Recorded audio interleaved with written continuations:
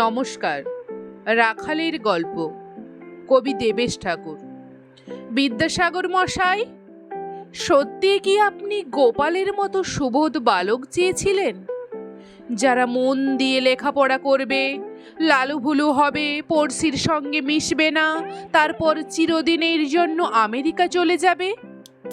আর গোপালের মা নির্জন একাকিত্বের বৃদ্ধাবাসে বসে গোপালের পড়া বর্ণ পরিচয় ঘাঁটবেন, প্রথম ভাগ দ্বিতীয় ভাগ ঘাঁটবেন, বোধোদয় ঘাঁটবেন, আর চোখের জলে ভিজিয়ে দেবেন বইয়ের পাতা। আর তোমার দুরন্ত রাখালেরা পড়শির বাড়ির আগুন নেভাতে যাবে, রক্তদান করবে অসহায় ফজল মিয়াকে, নিজে না খেয়ে অন্ন তুলে দেবে গরিব মুংলি সোরেনের মুখে, রাস্তায় পড়ে থাকা বেওয়ারিশ মৃতদেহ নিয়ে যাবে শ্মশানে। সত্যি কি তুমি গোপাল গড়তে চেয়েছিলে ঈশ্বর? তুমি নিজে কি গোপালের মতো সুবোধ ছিলে কোনোদিন, নাকি রাখালের মতো দুরন্তপনা ছিল তোমার বংশ পরম্পরায়, রামজয় ঠাকুরদাসের বংশানুবৃত্তিতে?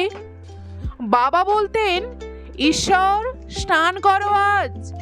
সেদিন তুমি স্নান করতে না, তাই বাবা বলতেন, ঈশ্বর আজ স্নান করো না, এবং সেদিন তুমি স্নান করবেই। না গুলোকে হ্যাঁ আর হ্যাঁ গুলোকে না করতে তোমার অনমনীয় জেদ, এই জেদ তোমাকে করে তুলেছিল স্বতন্ত্র। সেকালের কলকাতা, দুপুরের বাবুবিলাস, পালকি শুদ্ধ চুবিয়ে আনা গৃহিণী, বুলবুলির লড়াই, অন্ন দাও, ইস্ট ইন্ডিয়া নীলকর সন্ন্যাসী ফকির মহাবিদ্রোহ। তোমার মধ্য থেকে রামমোহনের পথে জেগে উঠেছিল বাংলা, আর মাথা তুলে দাঁড়ানো বাঙালির ইতিহাস। গোপালের মতো সুবোধ ছেলেরা যখন ফার্সি ছেড়ে ইংরেজি শিখে চিঠিতে লিখছে, your most obedient servant sir, তুমি তখন সাহেবের নাকের ডগায় চটি জুতো সমেত পা তুলে দিয়েছ। পরোয়া করনি চাকরি চলে যাবার, করবে কিভাবে? নিজেই কর্ম ছেড়েছ ছবার। মেয়েরা লেখাপড়া শিখলে বিধবা হয়, এই আপ্তবাক্য উড়িয়ে প্রথম দুই ছাত্রী মদনমোহনের দুই কন্যা ভুবনমালা কুন্দমালাকে নিয়ে গেলে বিদ্যালয়। সেই প্রথম সেই বালিকারা বেনি দুলিয়ে আকাশে ছড়িয়ে দিল ভোরের আলো। পাখি সব করে রব রাতি পোহাইল, কাননে কুসুম কলি সকলি ফুটিল। দেনায় জর্জরিত মধুসূদনকে ফিরিয়ে আনলে প্যারিস থেকে, শুধু মধুসূদনকে নয়, বাঁচালে ভারতের সাহিত্যকে, সংস্কৃতিকে। তেন তক্তেন ভুগীতা মাগৃধ কস্য সিদ্ধনম। তাই বাঙালি বলে উঠল, করুণার সিন্ধু তুমি, সেই জানে মনে দিন যে দিনের বন্ধু। দিনের বন্ধু হয়ে দাঁড়িয়েছিলে সেই দুঃখী ব্রাহ্মণের গৃহে তার কন্যার বিবাহে। খেতে বসেছিলে পংক্তি ভোজনে, বিদুরের খুদ কুঁড়ো আয়োজন। তোমার পাতেই পড়ল একটি আরশোলা। দুপাশের পণ্ডিতগণের অর্কফলা কম্পিত স্নগ্ধ দৃষ্টির সামনে আরশোলাটিকে গিলে বললে লঙ্কা ভাজা। বাঁচালে সেই কন্যাদায়গ্রস্ত ব্রাহ্মণকে অপমানের হাত থেকে।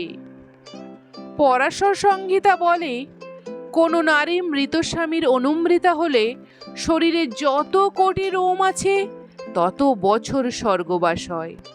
তুমি কলেজের পাঠ্য থেকে মনু পরাশর বন্ধ করে তুলে দিলে বর্ণ পরিচয় বোধোদয়। বিধবা বিবাহের বিরুদ্ধে হাজার হাজার মানুষের স্বাক্ষর, তারা হারিয়ে গেলেন কালের গর্ভে। কালোর মধ্যে তুমি রইলে আলোর মতো ভাস্বর।